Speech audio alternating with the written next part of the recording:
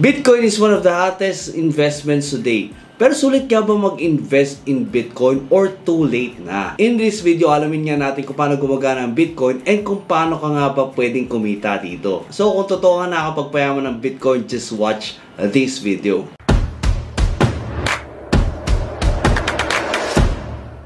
Kamusta mga techie? Ako nga pala si Paul at kung bago ka pa lang sa channel na ito, click mo na ang subscribe button pati na rin ang notification bell para updated ka sa mga videos na pwede natin pagkakitaan online. And dito nga namimigay tayo ng 50 pesos para doon sa unang makakapag-comment and another 50 pesos naman para doon sa makakapag-comment na hashtag word na makikita rin sa video na to. Okay, so kung gusto mo malaman kung paano mag-invest sa Bitcoin, let's explain it in the simplest way possible.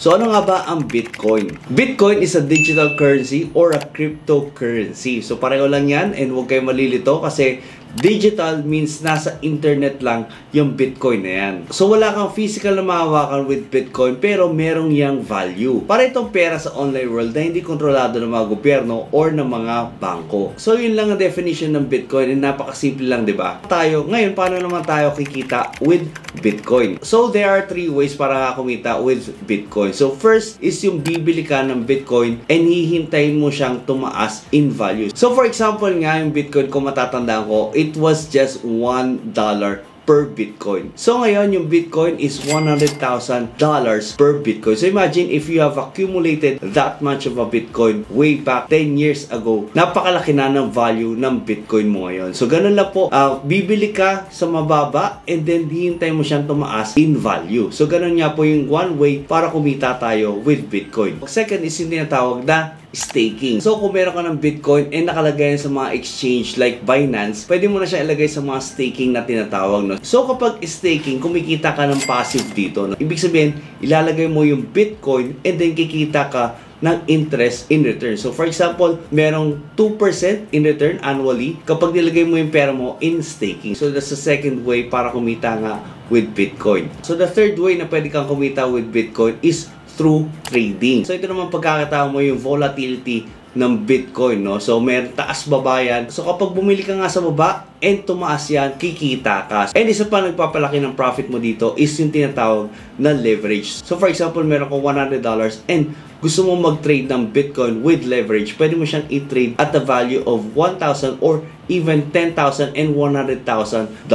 So ganun niya ka-powerful itong tinatawag na leverage. So syempre amplified yung risk or yung losses mo. So kung malaki yung pwede mong kitain, malaki rin yung pwede mong ma-loss dito sa trading. But with proper knowledge and guidance and also with applied risk management, kayang-kaya mo itong trading ng Bitcoin. And this is what I highly suggest kung hinahanap mo talaga is yung malaking kita. Okay, so mga techie na explain na sa inyo kung ano nga ba yung Bitcoin and kung paano nga ba tayo pwedeng kumita dito in different ways. So, punta naman tayo kung saan tayo pwedeng mag-trade, pwedeng bumili ng Bitcoin. Okay, so mga techie na dito nga tayo sa ating Binance application. So dito, exchange ito and pwede ka nga magpalit dito ng Bitcoin. So pwede kang bumili spot market or you can even execute trading here sa Binance. May link na tayo dyan sa baba para ma-download nyo itong Binance application and makapag-register kayo. So may video na rin tayo about how to register here in Binance and all you need to do is add funds. So there are a lot of ways to add funds here. You can do buy with P2P, buy with PHP, or receive via Pay. Ayan, so deposit crypto. So may crypto assets sa kayo. Pero yun nga, buy with P2P, yan ang pinakamagandang gamitin dito. So you just need to click that buy P2P and then, ayan, pili lang kayo kung saan nyo gusto bumili. And, ayan, so kung paano nyo siya bibilin, so just follow the process, pili lang kayo dito. So, make sure na i-check nyo yung mga ratings nila. Ayan, so merong si Crypto Moto, 94.25%. So, napakaganda na rin yan. Papa Gihos, ayan, 95.82. So, at first, syempre, kailangan nyo unang bumili ng USDT or USDC. So, ito yung mga kapareho ng mga US dollar, no? So, in essence, in crypto world, ito yung US dollar. So, pareho lang sila ng value ng US dollar. Ito mga USDT or USDC. And so, kapag meron na kayo niyan, all you need to do is just buy ng crypto, ng Bitcoin. And so, there are a lot of cryptocurrencies here. And I do stick with the originals, no? ETH, BTC, BNB. So birang-bira nga ako bumili nitong mga ibang cryptocurrencies. So kasi kadalasan yung iba nawawalan niya ng value. Pero itong mga Bitcoin, Ethereum, BNB, ito yung mga talagang originals na may mga pinagagamitan na that you can do transactions with these cryptocurrencies. Talagang may mga projects and also may mga transactions na itong Bitcoin, ETH, and mga BNB. No? So talagang useful.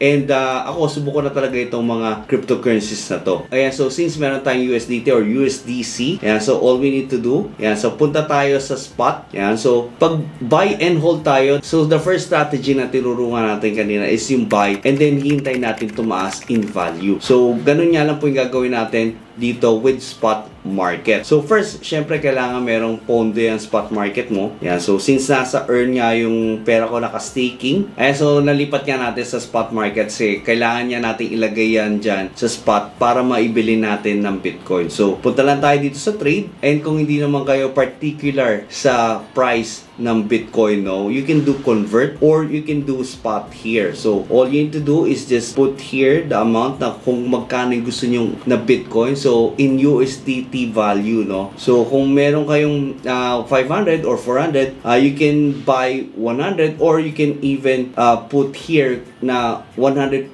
bibili na kayo ng Bitcoin. Yung kung magkano yung nasa spot ninyo, bibili nyo na lahat yon. So pero in our case, yan, lagay lang natin 100. So yan. So I highly suggest that you do cost averaging here kung nag-i-spot market kayo, kasi it's one way to minimize the risk nung pagbili ng Bitcoin. Mataas or mababa, bili lang kayo ng bili ng Bitcoin and eventually tataas siya in value. So subukan na yan.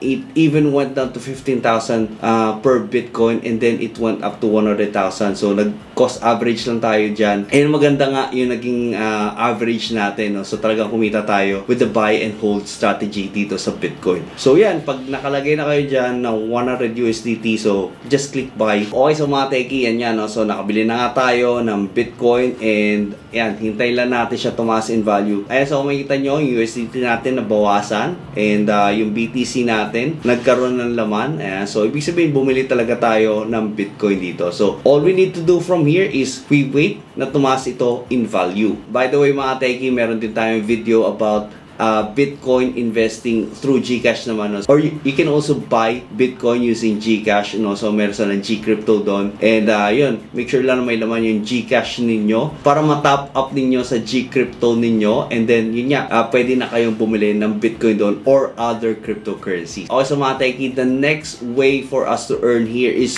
through staking nga, no? So and with this, meron tayong tinatawag na earn. So punta lang kayo dyan sa earn na tab na yan, and then if you have other cryptocurrencies like USDT or BTC, and so meron tayong BTC, naka-staking yan, and meron niya siyang 0.27% na annual percentage return, no? So medyo maliit nga yung BTC, pero if you go with other stable cryptocurrencies like USDC, so meron silang 11%.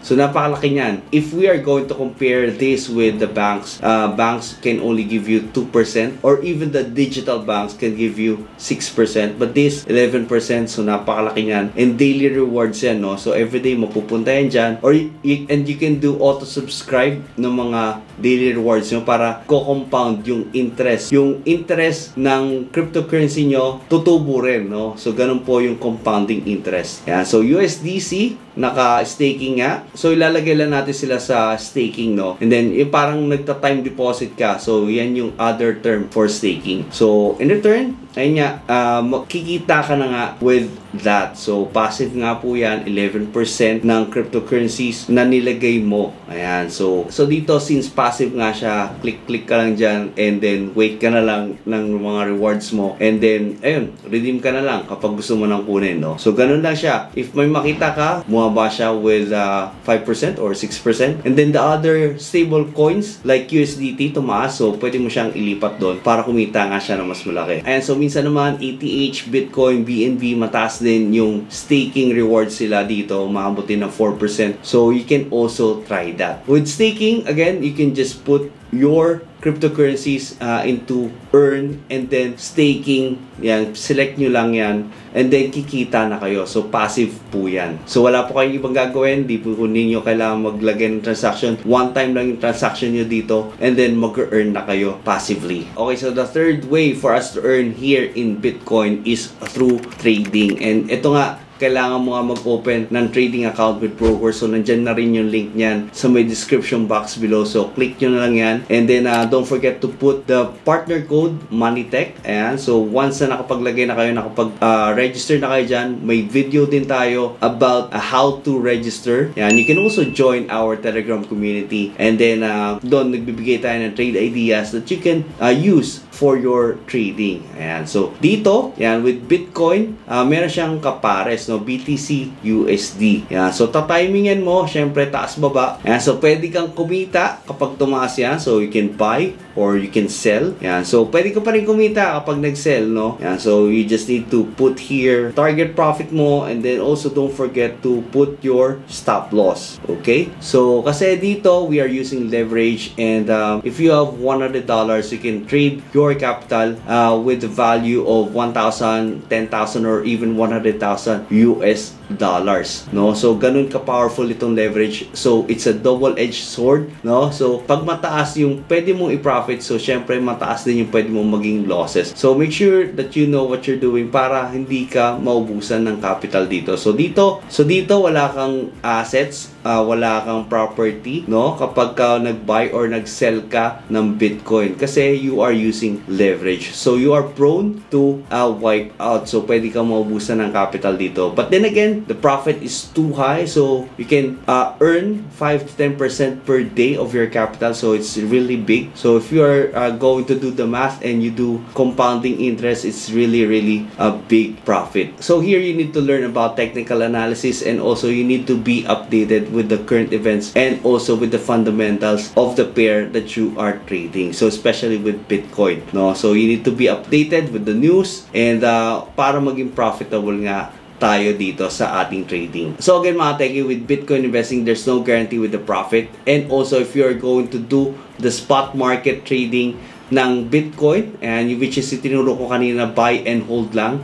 Yeah, so you need to have a long-term mindset. So you just need to do cost averaging and also you need to be very patient with that. And also I wanna let you know na yung Bitcoin, mabilis siyang tumaas in value, pero mabilis din bumaba ang presyo ng Bitcoin. So taas baba yan and very wide yung price niyan. So tips lang para doon sa mga gusto magsimula. So wag mong ilagay lahat ng pera mo with Bitcoin. Set aside just a small amount of money and then from there palakihin mo siya with either trading or with investing, no? And then again, do your own research. Wag kayo magpapadala sa hype, lalo na yung mga nagsasabi sa social media na bumili na kayo ng Bitcoin ngayon or mag-sell na kayo ng Bitcoin ngayon. So wag nyo silang papakinggan. Do your own research. So that's why I told you that kailangan nyo ring malaman kung paano magbasa ng charts or ng technical analysis and also be updated with the fundamentals ng Bitcoin. Last but not the least, gumamit kayo ng mga trusted brokers and exchanges like yung mga nandyan sa description box below. Yan, click nyo na lang yung mga link na yan para sigurado kayo na trusted yung mga brokers ninyo or yung mga exchanges na gagamitin ninyo. And that's it mga techie. Thank you so much for watching. I hope you like the videos. So sa mga gusto pang kumita online, gamitin nyo yung GCash or yung applications sa mga cellphones ninyo.